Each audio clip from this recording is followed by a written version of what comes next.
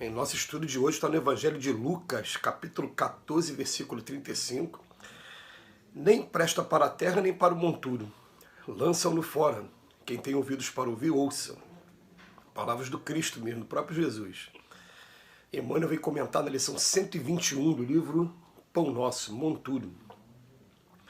Segundo deduzimos, Jesus emprestou significação ao monturo. Terra e lixo nessa passagem reveste-se de valor essencial.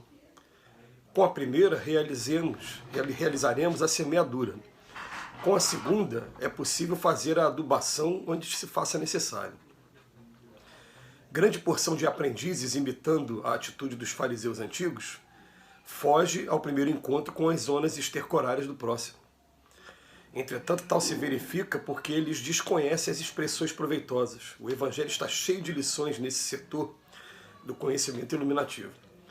Se José da Galileia ou Maria de Nazaré simbolizam terras de virtudes fartas, o mesmo não sucede aos apóstolos que a cada passo necessitam recorrer à fonte das lágrimas que escorre do monturo de remorsos e fraquezas propriamente humanos, a fim de fertilizarem o terreno empobrecido dos seus corações.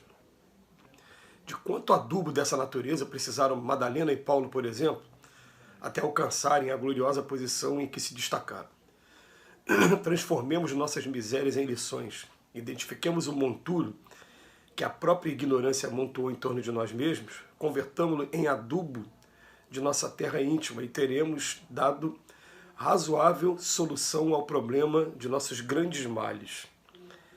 Gente, eu sou suspeito para falar. Espetacular a análise de Emmanuel hoje. É como sempre, mas a de hoje tem um significado especial. Por quê? Porque a gente aprende lá com aquela frase antiga de Lavoisier na Revolução Francesa, que na natureza nada se cria, tudo se transforma. E quando a gente começa a estudar o processo de seleção natural e o processo até mesmo, né, de como é que as espécies se mantêm, uma se alimentando da outra, a cadeia alimentar, a gente vai vendo que os excrementos são utilizados como adubo para daqui a pouco estar fertilizando as flores que vão fornecer o fruto para alimentar o reino animal de novo. Então o ciclo está o tempo todo funcionando, de maneira que, se você interromper esse ciclo em qualquer um das suas etapas, você vai estar comprometendo, como o homem é ao longo da história, comprometeu sempre que quis colocar o dedo ali. A gente lembra que a peste bubônica, por exemplo, foi um exemplo, né?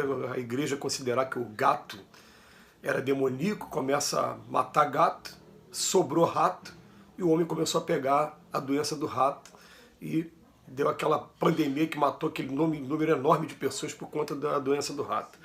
É a mesma coisa, a gente pode fazer a comparação com isso aqui. Então ele vem falar pra gente, ele faz uma comparação interessante, né?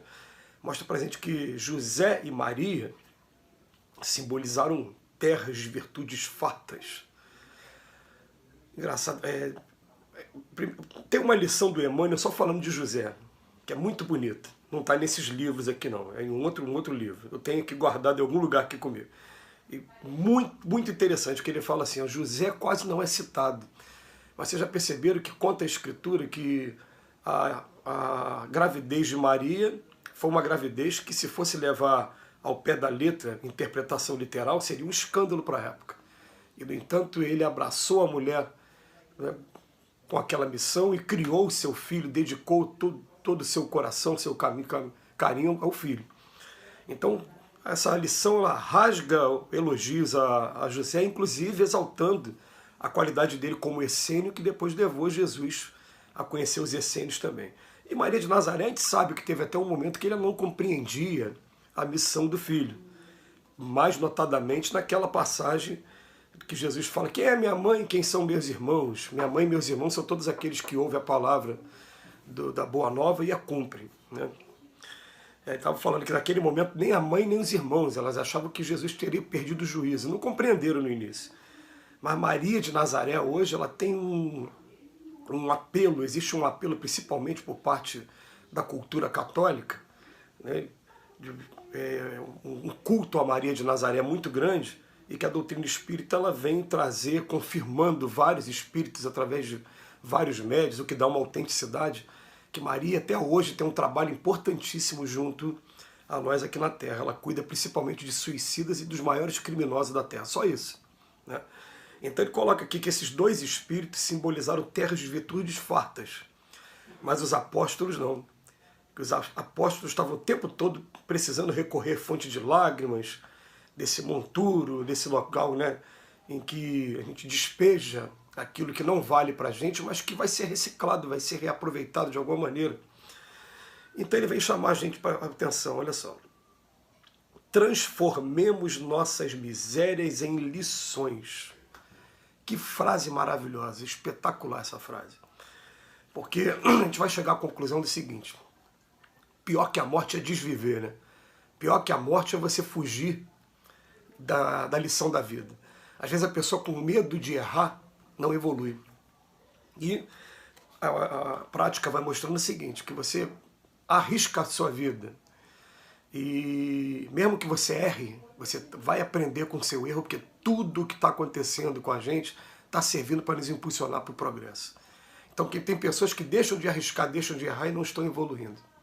Ou por medo, ou por sei lá o quê, né? E quando a gente erra, daqui a pouco a lei de causa e efeito vai bater na nossa porta mostrando, olha a consequência do que você fez. A gente vai sentir na pele, quando a gente sentir de verdade na pele, a gente vai tomar novos caminhos a ponto de evitar que essas falhas aconteçam de novo. Então ele bota aqui, ó, transformemos nossas misérias em lições.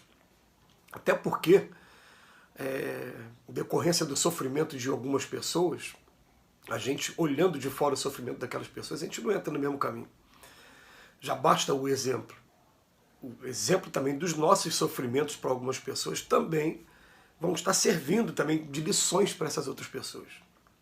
Estou querendo dizer o seguinte, por exemplo, quando tinha 14 anos de idade, eu vi um amigo de escola com 16 anos tomar uma overdose, desencarnar com o uso da cocaína. Então, a minha vida inteira eu tive para mim que cocaína era veneno.